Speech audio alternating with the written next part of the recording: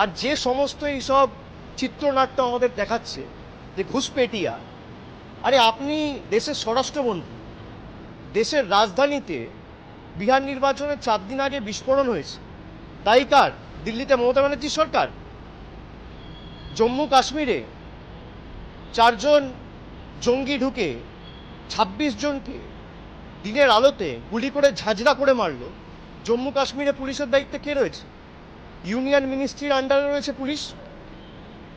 বর্ডারের পাহারা কে দায়িত্বে রয়েছে? বিএসএফ।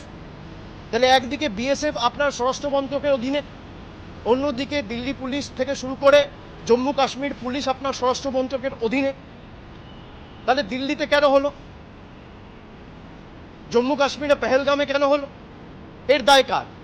ভারতবর্ষ যবে থেকে স্বাধীন হয়েছে, দেশের স্বাধীনতার পর সারা দেশে সবথেকে ব্যর্থতম এবং সবথেকে অপদার্থতম যদি কোনো স্বরাষ্ট্রমন্ত্রী থেকে থাকে, তার নাম হচ্ছে অমিত শাহ।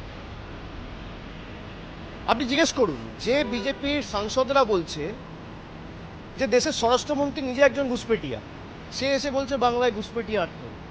আরে বাংলায় যদি ঘুষপেটিয়া হয়ে থাকে, 11 বছর ধরে আপনার সরকার কেন্দ্রে, 6 বছর ধরে আপনি দেশের স্বরাষ্ট্রমন্ত্রী, সবার আগে আপনার রিজাইন করা উচিত।